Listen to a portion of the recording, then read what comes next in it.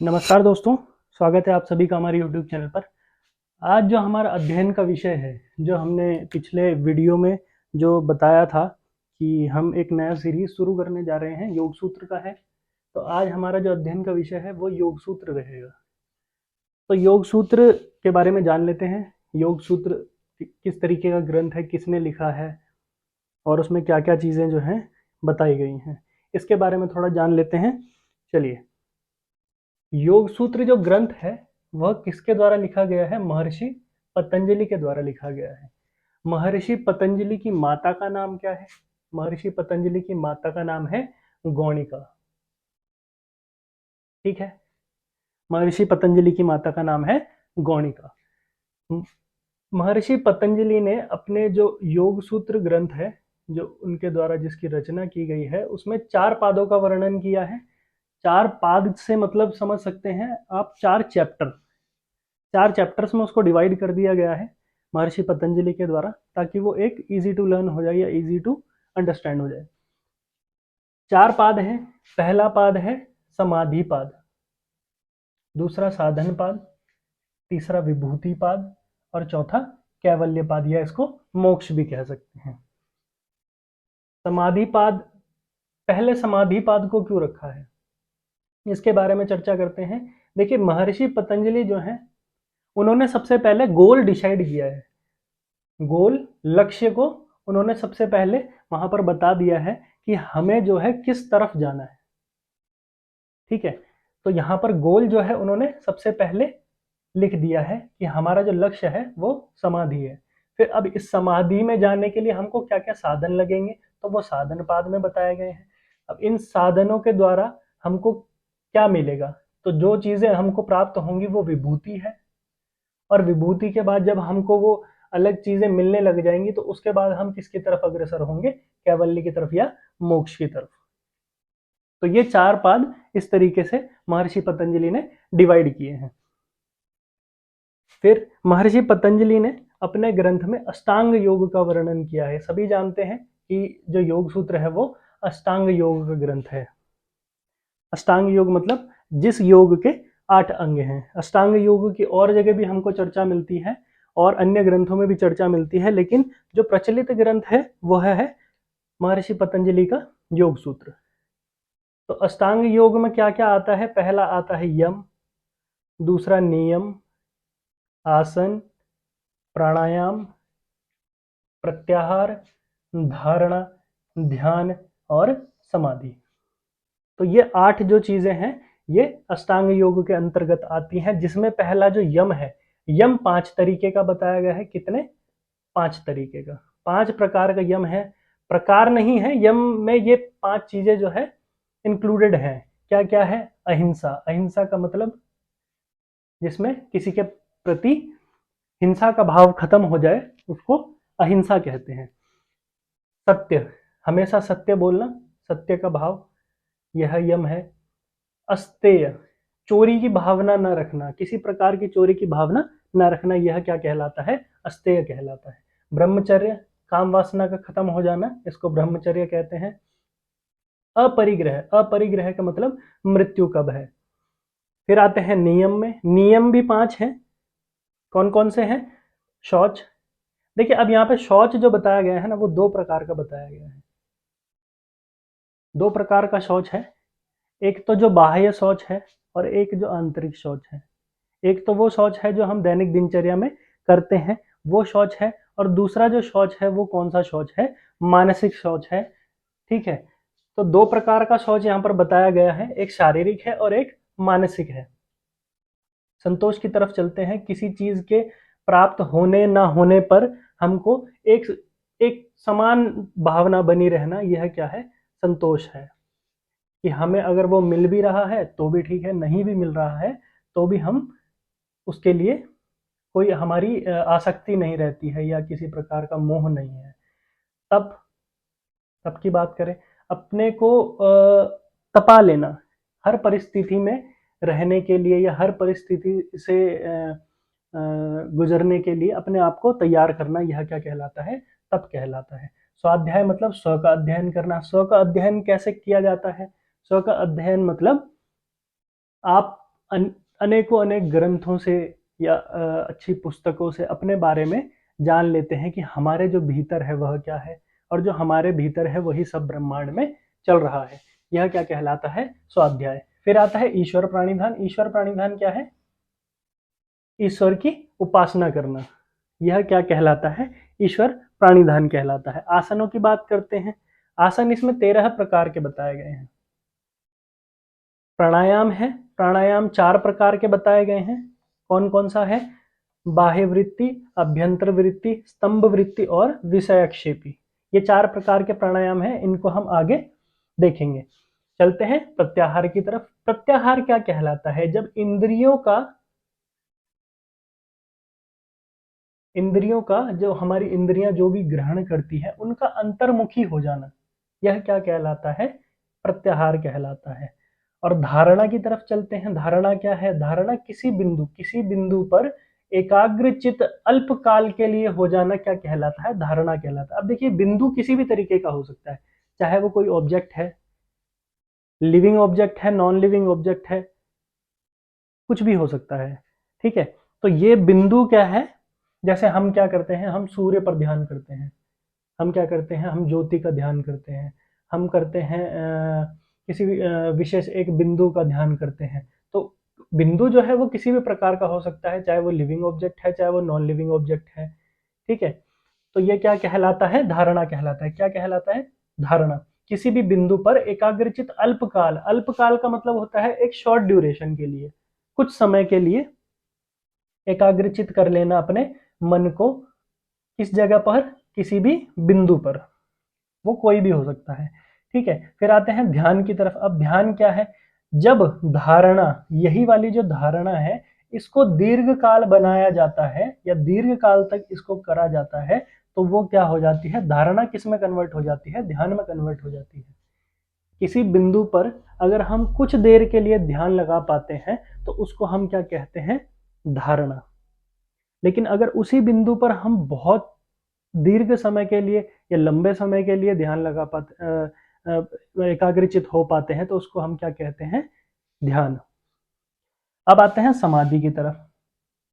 समाधि क्या है? देखिए, सेम प्रोसेस है जैसा धारणा और ध्यान का आपस में जिसको कहते हैं रिलेशन है, वैसा ही रिलेशन ध्यान और समाधि का आपस में है।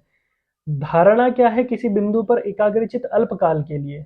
और ध्यान क्या है? धारणा, उसी धारणा को दीर्घकाल कर देना क्या कहलाता है? ध्यान कहलाता है। अब ये जो ध्यान है, ध्यान को और ज्यादा दीर्घकाल अगर आप कर लेंगे, ध्यान को अगर आप और ज्यादा दीर्घकाल कर लेंगे तो वो क्या कहलाती है? समाधि कहलाती है। ध्यान को बहुत ज्यादा लंबे समय तक करना, कई कई दिनों तक, कई कई महीनों तक करना, इसको क्या कहते हैं? समाधि कहते हैं। समाधि कितने प्रकार की होती है? संप्रज्ञात और असंप्रज्ञात। 2 प्रकार की समाधि महर्षि पतंजलि ने अपने ग्रंथ में दी है। कौन कौन सी है? संप्रज्ञात और असंप्रज्ञात समाधि। ठीक है, होप कि इतना सब आपको समझ में आया होगा। आगे चलेंगे, इसके बेसिक बेसिक जो चीजें हैं उनको हम सबसे पहले कंक्लूड करेंगे, फिर हम जो है सूत्रों वाइज उसको इलेबोरेट करेंगे। चलिए, सूत्रों पे जाने से पहले हमें कुछ चीजें जान लेना बहुत ज्यादा जरूरी है, तो उन विषयों पर थोड़ी चर्चा कर लेते हैं, फिर इसके बाद जो है हम सूत्रों की तरफ जाएंगे। तो देखिए, पहला है चित्त। चित्त को जान लेना हमारे लिए जरूरी है योग सूत्र को पढ़ने से पहले। चित्त क्या है? चित्त वह है जिसमें कर्मों का प्रभाव या बिंब रह जाता है, उसको हम क्या कहते हैं? चित्त कहते हैं। अब देखिए, इसको ऐसे समझते हैं कि हमने कोई कर्म किया, या हमने इंद्रियों द्वारा किसी चीज को देखा, या हमने इंद्रियों द्वारा कुछ चीज करी है, कोई कर्म किया है। ठीक है, तो उसका जो प्रभाव है वो हमारे अंदर रह जाता है। तो वो कहाँ पर रहता है? वो रहता है चित्त में। चाहे वो बुरा प्रभाव है, चाहे वो अच्छा प्रभाव है, वो कहाँ रहता है? चित्त में रहता है। चित्त कैसा है? त्रिगुणी है। त्रिगुणी का मतलब जिसमें सत्व, रजस और तमस तीनों प्रकार के गुण हैं। तो क्या है? चित्त त्रिगुणी है। फिर देखिए, अंतःकरण। अंतःकरण क्या है? मन, बुद्धि, चित्त और अहंकार, इन चारों का जो संयुक्त रूप है उसको हम क्या कहते हैं? अंतःकरण कहते हैं।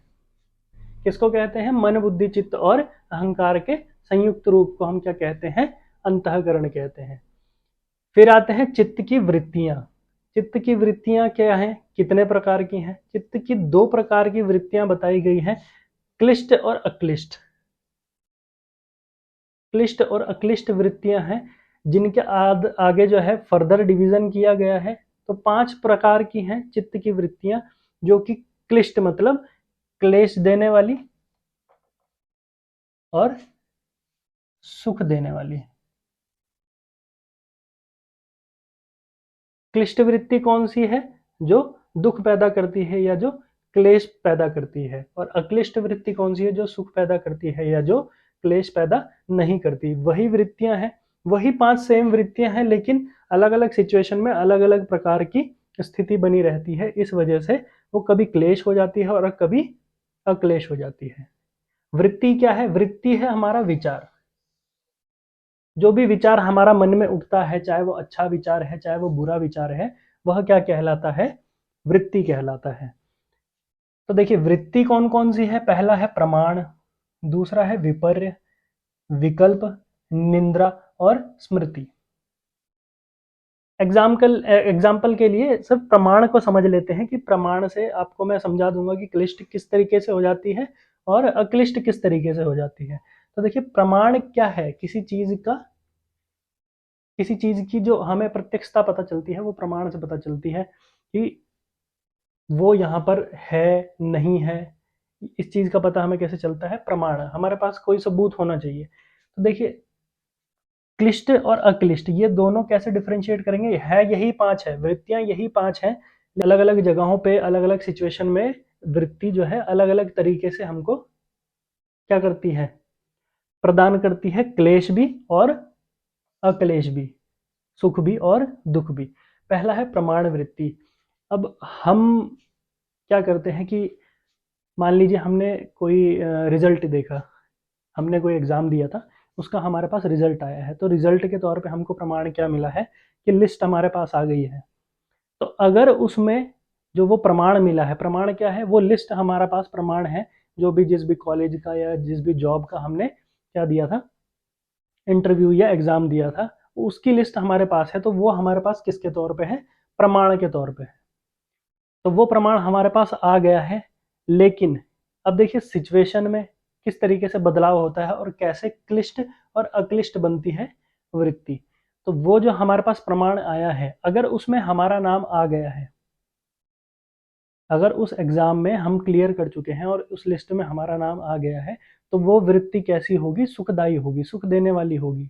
क्यों? क्योंकि हमने वो एग्जाम जो है क्रैक किया है, हमने वो एग्जाम क्लियर कर लिया है। तो वो वृत्ति कैसी होगी? अक्लिष्ट वृत्ति होगी, सुख देने वाली वृत्ति होगी। लेकिन अगर उस लिस्ट में हमारा नाम नहीं है, प्रमाण तो वही है, लेकिन अगर उस लिस्ट में हमारा नाम नहीं है, हम उस एग्जाम को क्लियर नहीं कर पाए, तो वही वृत्ति क्या हो जाएगी?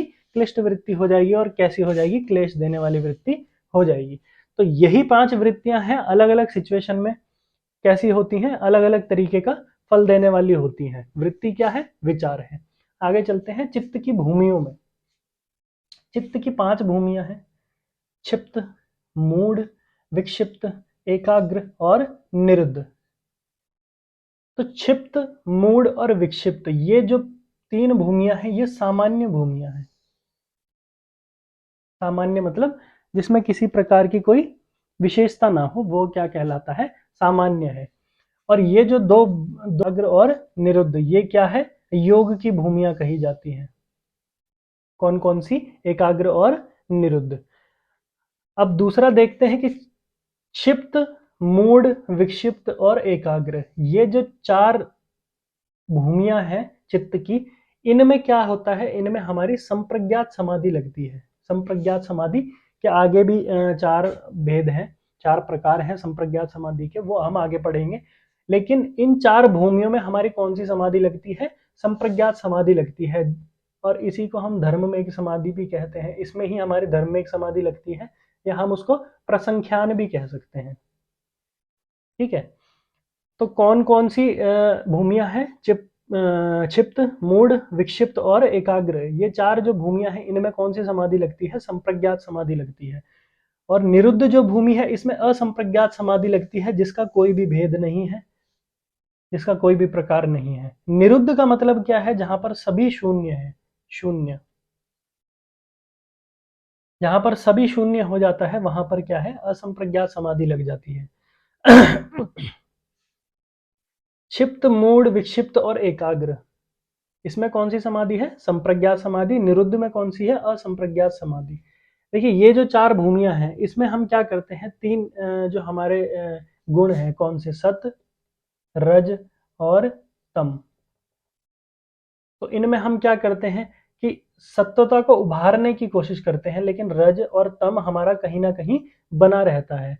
लेकिन ये जो भूमि है, निरुद्ध जो भूमि है, इसमें हम जो है तीनों को ही शून्य कर लेते हैं ना, हमारे अंदर कोई किसी भी प्रकार का कोई गुण नहीं रह जाता है। तो इस भूमि को हम निरुद्ध भूमि कहते हैं, और यही क्या कहलाती है? असंप्रज्ञात समाधि कहलाती है। जब इस भूमि में हमारी समाधि लगती है वो क्या है? असंप्रज्ञात समाधि है। इसमें हम बिल्कुल विचार शून्य हो जाते हैं। क्या है? असंप्रज्ञात समाधि। एक चीज है जो यहाँ पर रह गई है कि प्रमाण। प्रमाण तीन तरीके का है।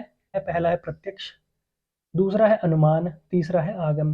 प्रत्यक्ष वो है जो हमें सामने दिख रहा है, किसी भी चीज का प्रमाण हमें सामने दिख रहा है कि वो आदमी लंबा है, तो वो हमें सामने दिख रहा है कि वो लंबा है, उसकी हाइट उतनी है। वो आदमी छोटा है, उसकी हाइट छोटी है, तो वो भी हमें सामने दिख रहा है। तो ये प्रत्यक्ष प्रमाण है।